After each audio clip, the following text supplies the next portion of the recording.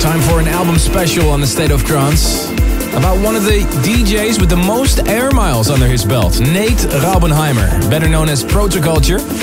He flies to all his gigs from South Africa every weekend, and in between all the flying, he's managed to finish his debut album, which will be released this weekend. Ladies and gentlemen, this is an essential purchase for this summer, and a good moment to catch up with him. Let's have a listen to his chat with Ruben. The first question was, music is more than mathematics?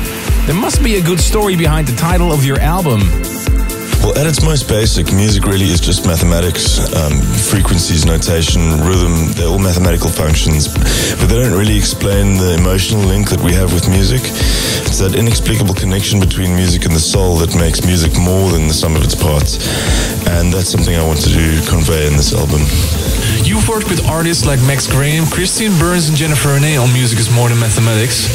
How did you decide who to work with on your album? It's really an organic process for me. Max and I have been working together for quite a bit in the past, but with most of the other artists, I didn't really set out with much of a plan. Mostly it was either a vocal that I got sent that I had a real connection with, or we just started a collaboration for the fun of it and took it from there.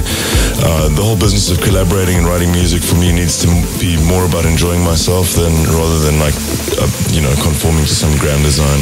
Since you have finished this album, something magical happened in your life. The birth of your child.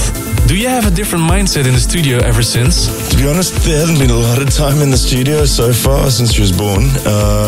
But yeah, something totally changes in you. Life just kind of makes more sense now. And it's an amazing feeling.